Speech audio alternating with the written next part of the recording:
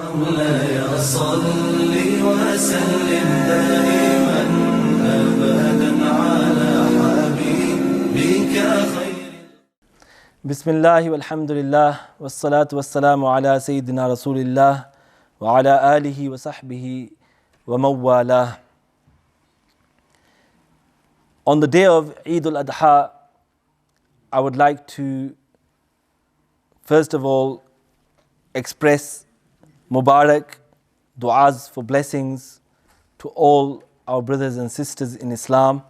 May Allah subhanahu wa ta'ala make this a day of happiness and solace and tranquility. A gentle reminder in relation to the concept of Eid al-Adha. The concept is actually hidden within the name itself. Because what does Adha mean? It means sacrifice. So, first and foremost, we have to understand what is obligatory upon us in these days. And anybody who has the amount of wealth that's equivalent to Nisāb, it's obligatory upon them to fulfill the Qurbani, to fulfill the Udhiyah, which is known in our Urdu language as Qurbani, the sacrifice. Unfortunately, in our communities, there's a misconception that one Qurbani from one household is sufficient. And that's certainly not the case. Rather, every Malikun Nisāb who is adult has to give Qurbani. And therefore, if an 18-year-old has that amount of wealth that's equivalent to Nisāb, it's wajib for them to fulfill the Qurbani. So this is very important to take into consideration, that this wujub has to be fulfilled. Then, why are we celebrating on this day? It's all part, and what we're learning from the sacrifice, it all goes back to the sacrifice of Sayyidina Ibrahim alayhi salatu wassalam,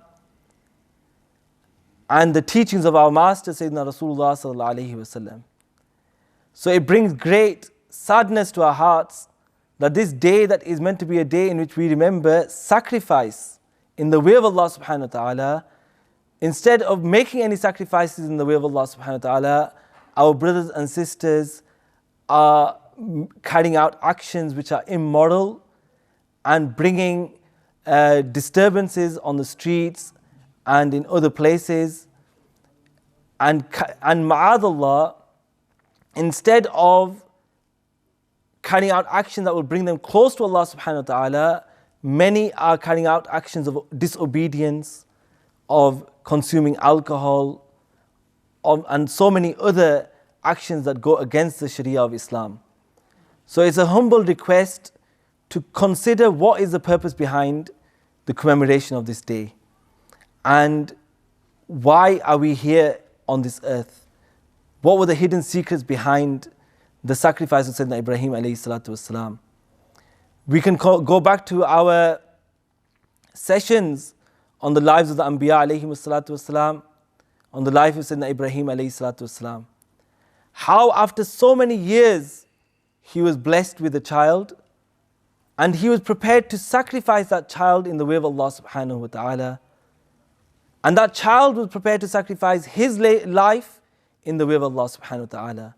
Allah accepted that sacrifice, but replaced it with an animal, and therefore we are also slaughtering animals.